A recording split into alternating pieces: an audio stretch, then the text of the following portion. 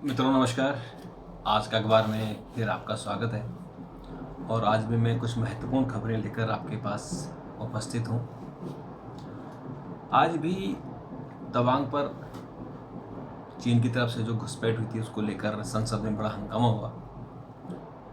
राज्यसभा और लोकसभा में विपक्ष ने बहिर्गमन किया, कुछ देर के लिए व्यवधान खड़ा हुआ क्योंकि ये लोग चाहते थे कि इस मुद्दे पर संसद के दोनों सदनों में चर्चा हो, लेकिन सरकार ने ये कहकर चर्चा को स्वीकार नहीं किया कि यह अति संवेदनशील विषय है और ऐसे राष्ट्रीय महत्व के विषयों पर सार्वजनिक तौर पर चर्चा नहीं की जानी चाहिए।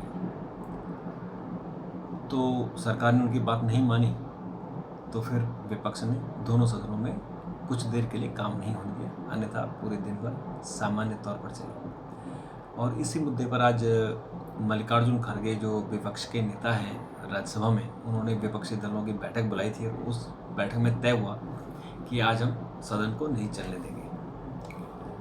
मित्रों, ये तो हमारी इंटरनल बात है, देश के अंदर अंदरूनी बात है, लेकिन इस बात को सभी मानते हैं कि हमारे सेना ने जो शौर्य दिखाया है, पराक्रम दिखाया है और चीनी सैनिकों जो खदेड़ा है,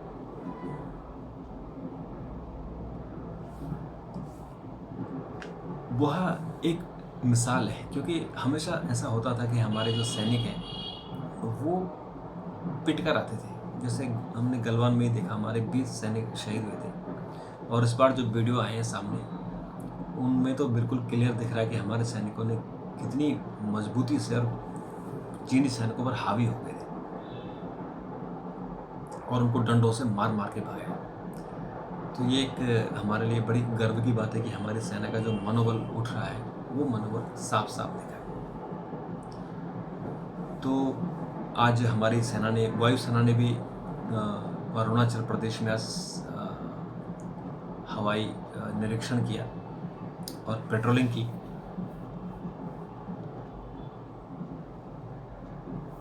और उन्होंने चीन को ये बताने की कोशिश की कि हम पूरी तरह से तैयार हैं, अगर आपने कोई नापाक हरकत की तो हम लोग तैयार बैठे हुए।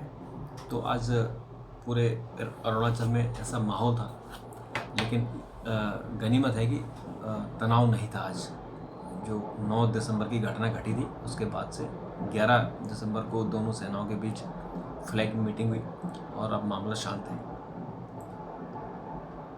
तो हमारे जो अपोजिशन के लोग हैं वो सवाल ज़रूर उठा रहे हैं, क्योंकि वो सरकार पर सवाल उठाना उनका कर्तव्य भी है और मोदी सरकार है तो सवाल भी उठाएंगे, लेकिन सेना पर उन्होंने सवाल नहीं उठाए और हमारी सेना ने जो करके दिखाया वो तो एक मिसाल है।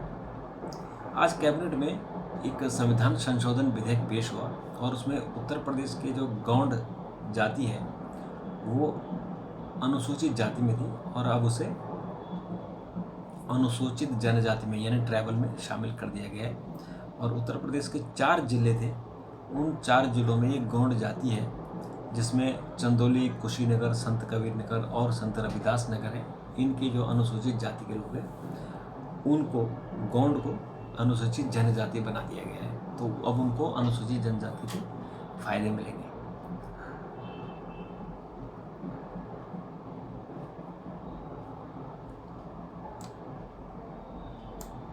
इसके लिए मित्रों, आज एक लोकसभा में ही बड़ा इंटरेस्टिंग किस्सा हुआ। जब आज अनुदान मांगों पर चर्चा चल रही थी तो उसमें जो टीएमसी की लीडर हैं मोहित्रा, उन्होंने, उनके जो कहने का तरीका होता है बड़ा गजब होता है, बड़ी फोर्सफुली अपनी बात कहती हैं। तो उन्होंने आज कहा कि सवाल यह नहीं है कि बस्तियां किसने जलाई, सवाल यह है कि पागल के हाथ में माचिस किसने दी। तो उन्होंने कहा कि हमारी अर्थव्यवस्था बड़ी ख़राब चल रही है। तो सीतारमण ने उसका जवाब दिया कि सवाल यह नहीं है कि माचिस किसके हाथ में है, बल्कि यह महत्वपूर्ण है कि उसका उपयोग कैसे हो रहा है। तो आज इस बात को लेकर बड़ी नोक झोंक हुई और बड़े अच्छे माहौल में विधेयक पास हो गया। अनुपूरक मांगे जो 3,53,000 करोड़ का सरकार ने अनुदान मांगे हैं वो लोकसभा से पास हो गई और उसमें करीबन 1 लाख करोड़ रुपए का तो ऊर्जा सब्सिडी है और लगभग 80,000 करोड़ रुपए का जो मुफ्त राशन दे रहे हैं 5-5 किलो, उसके बदले 80,000 करोड़ रुपए अतिरिक्त सरकार ने संसद से लिए।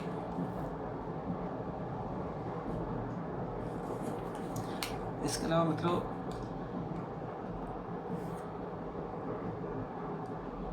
जो उत्तर प्रदेश में आपको पता ही है कि वहाँ योगी सरकार है, वो हर स्तर पर अपने स्तर पर काम सुधारने की कोशिश कर रही है।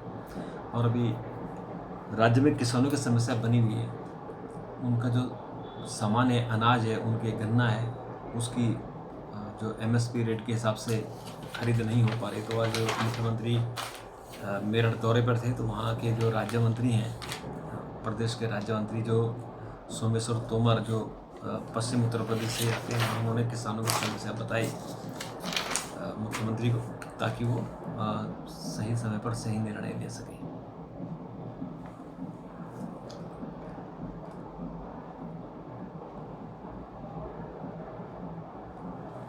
इसके अलावा मित्रों, आज जो एक और खबर है,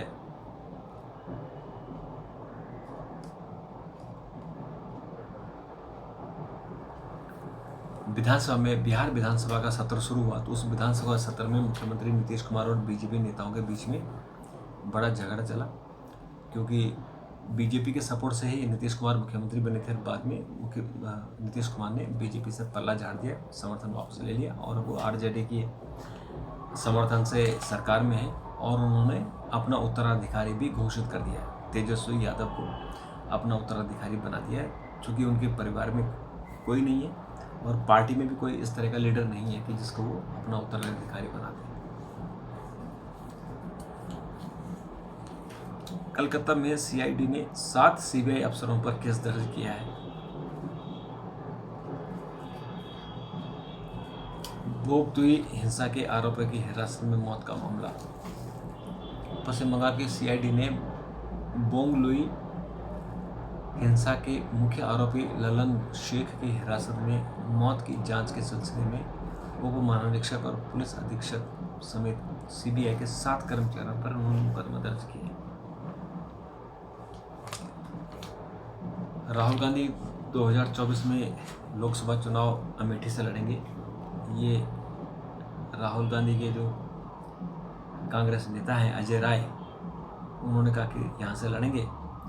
तो आपको पता है कि 2019 में अमेठी से राहुल गांधी हार गए थे और वायनाड केरल में केरल गए थे, तो वहाँ से चुनाव जीत गए। नहीं तो यहाँ स्मृति ईरानी ने उन्हें हरा दिया था। तो अब कांग्रेस कह रही है कि 2024 में वो अमेठी से ही चुनाव लड़े।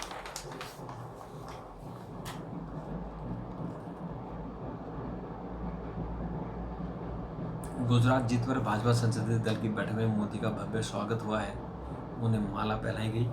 लेकिन कमाल की बात है कि यहाँ भाजपा स्वागत कर रही है कि ऐसा लग रहा है कि गुजरात ही अकेला चुनाव हुआ था, और जिस तरह से शोर शराबा और स्वागत और नारेबाजी हो रही है। लेकिन उन्हें ये पता नहीं कि बीजेपी के हाथ से 2 स्टेट चले गए। हिमाचल प्रदेश बीजेपी हार गई, दिल्ली बीजेपी हार गई, लेकिन गुजरात जीतने पर सब लोग खुश हैं।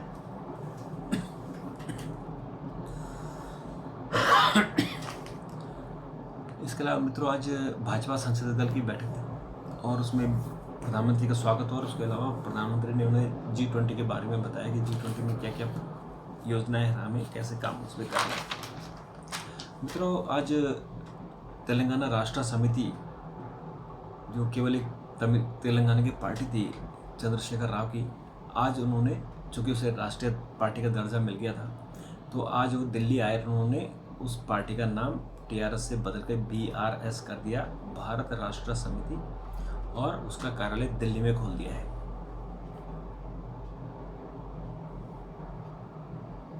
तो चंद्रशेखर राव इस बहाने अपोजिशन को इकट्ठा कर रहे हैं, एकत्रित कर रहे हैं कि ताकि 2024 के चुनाव को मोदी के खिलाफ सब लोग मिलकर चुनाव लड़ें।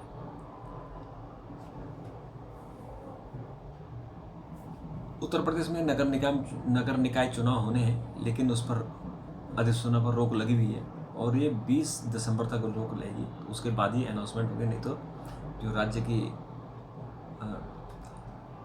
चुनाव आयोग है उसने अपनी तैयारी की हुई है और पॉलिटिकल पार्टियां भी अपनी तैयारी कर रही हैं।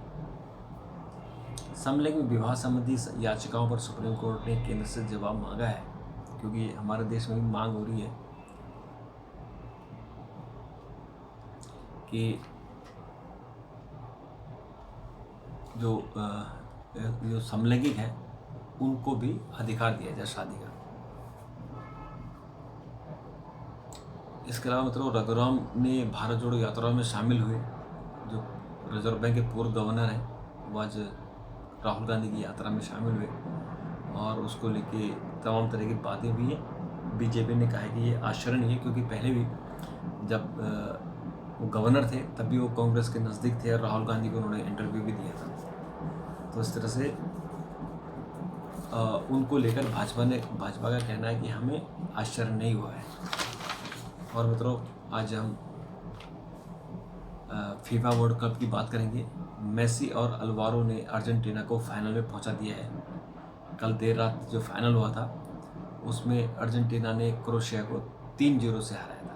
और एक और फाइनल आज है, सेमीफाइनल। इस सेमीफाइनल में मोरक्को और फ्रांस का मुकाबला होना है।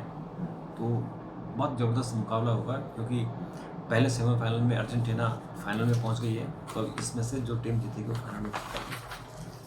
तो आज देर रात